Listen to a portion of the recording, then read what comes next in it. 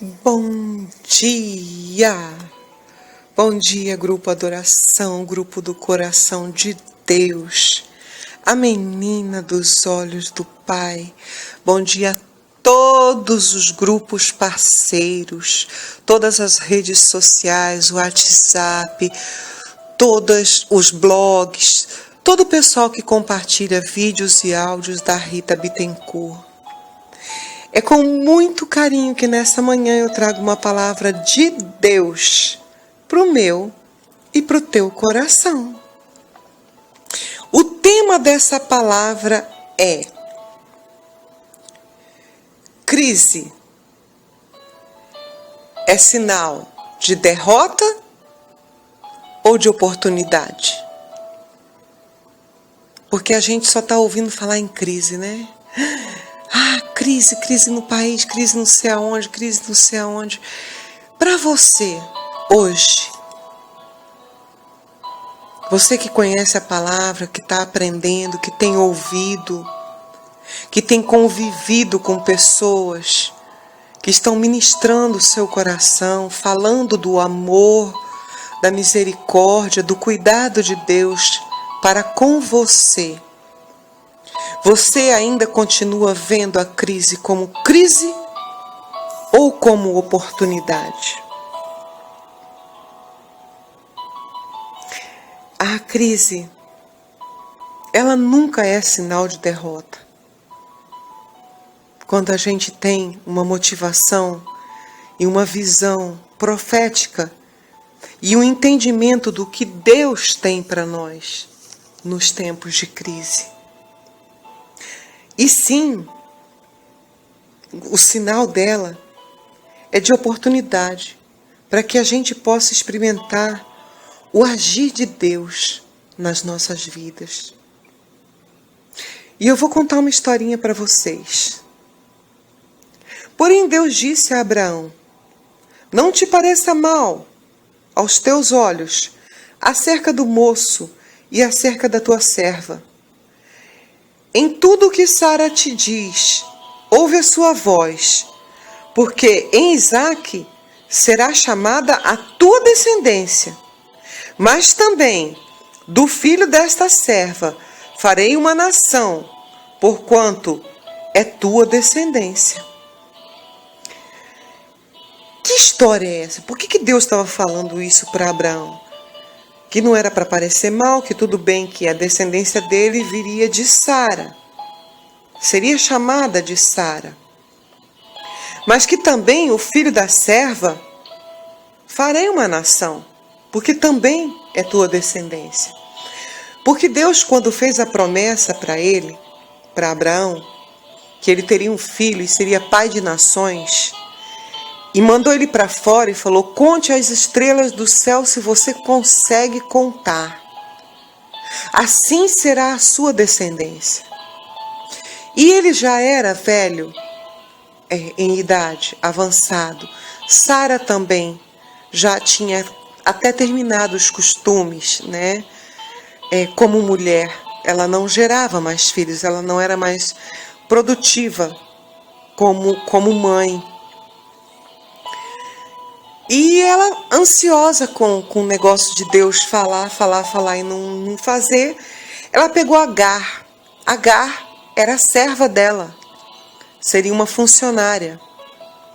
E ela falou para Agar: vai lá, deite-se com ele, com Abraão, e tenha um filho com ele. E Agar fez. Só que Agar não deu o filho para Sara. Ela não deixou Sara adotar o filho. Ela não foi uma barriga de aluguel. Pelo contrário, ela ganhou admiração, carinho, respeito de Abraão por ter dado Ismael.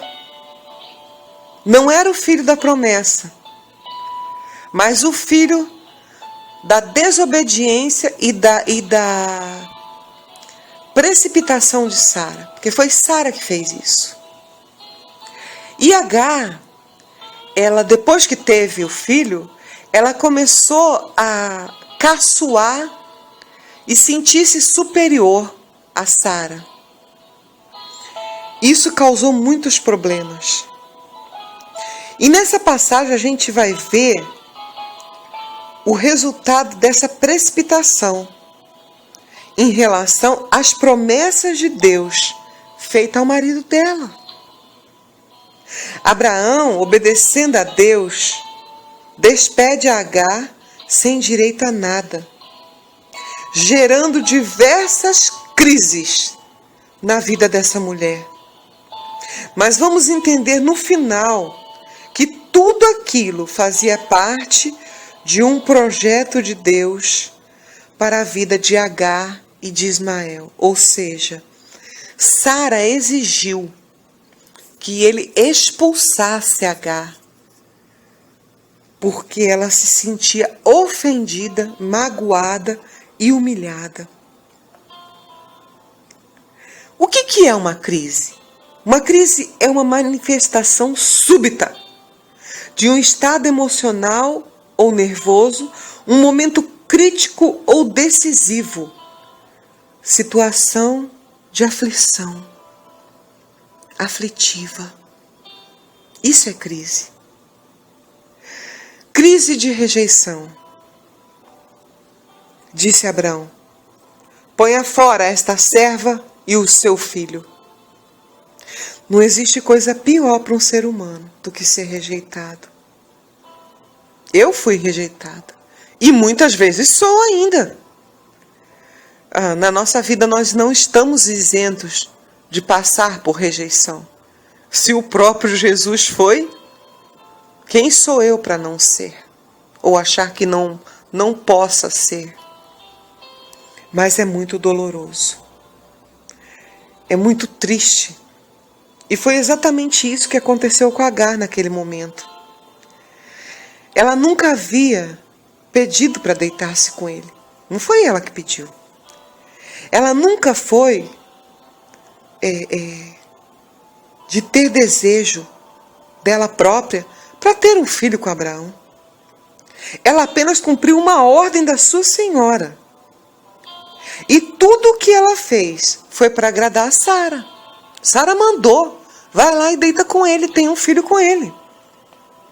Mas agora que Sara não precisava mais dos serviços dela, simplesmente ela espera uma oportunidade para dizer: mande embora a tua escrava, não preciso mais dela.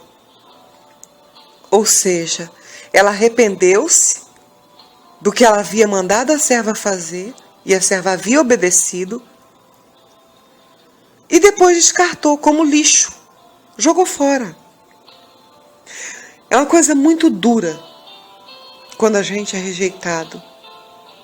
Não pelo nosso caráter, mas sim pela nossa aparência, origem ou personalidade. Lembram de Natanael, quando viu Jesus pela primeira vez? Ele disse: mas pode vir alguma coisa boa de Nazaré?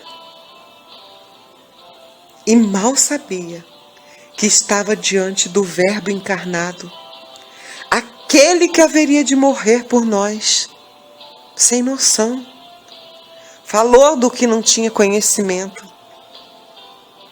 Talvez você, eu, rejeitado em sua família, na igreja, lá onde você congrega, no teu trabalho, pelo teu marido, pelos teus filhos.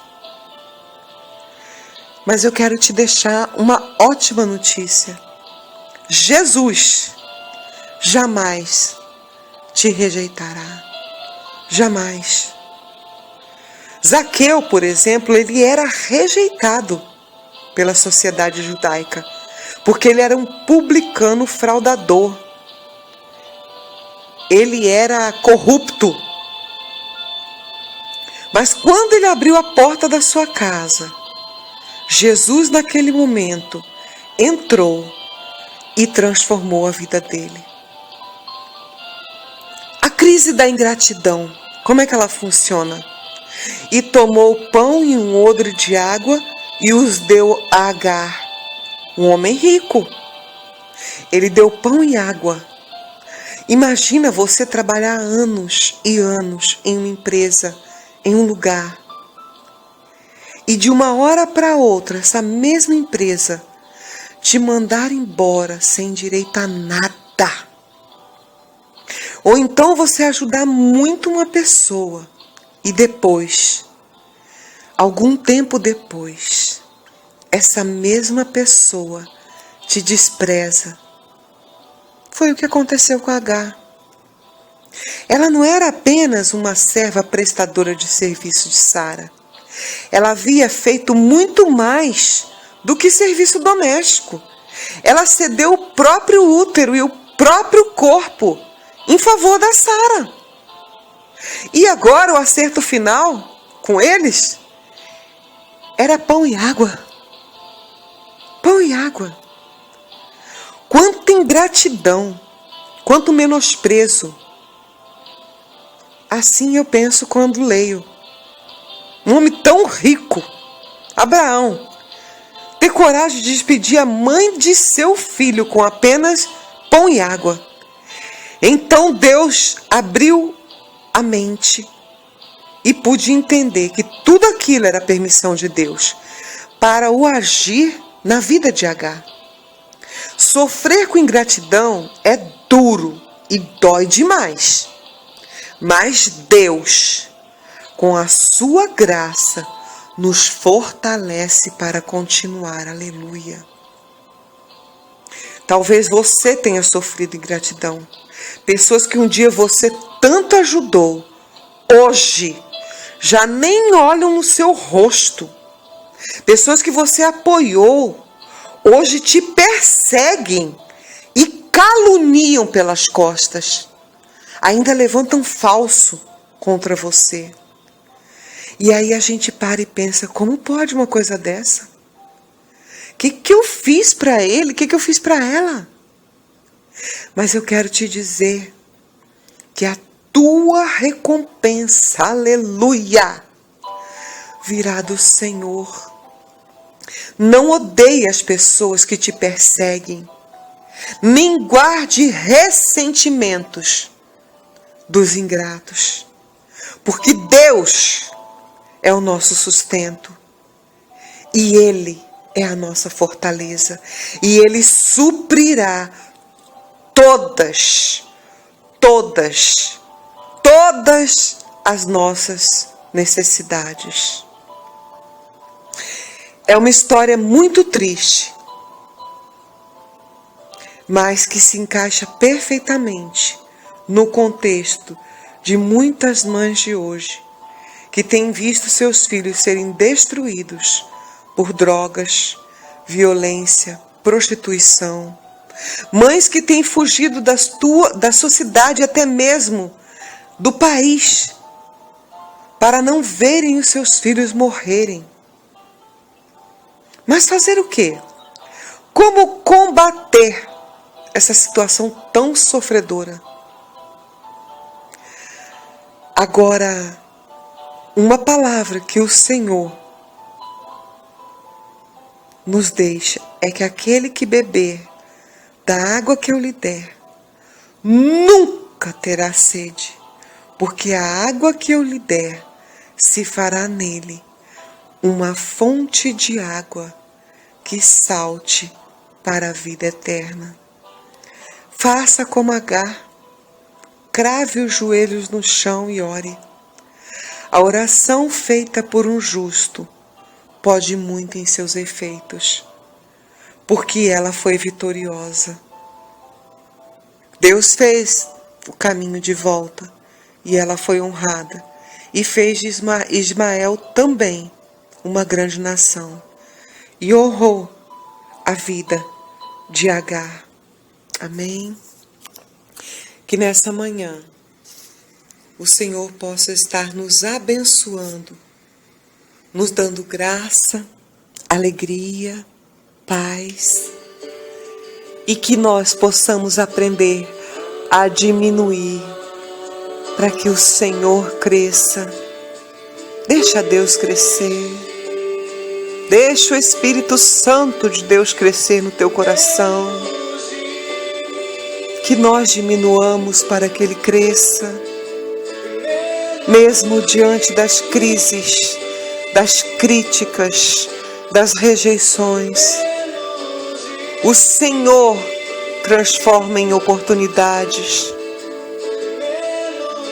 E como sempre eu digo, nesse momento de crise, de deserto, eu tive duas escolhas. O próprio Espírito falou: você tem duas opções. Ou você chora, ou você vende lenços. E eu, Rita Bittencourt, escolhi vender lenços.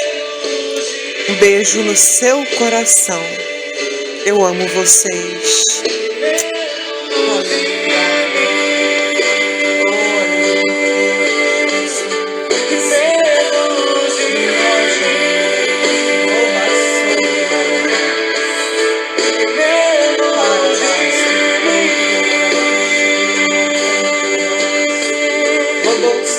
Vamos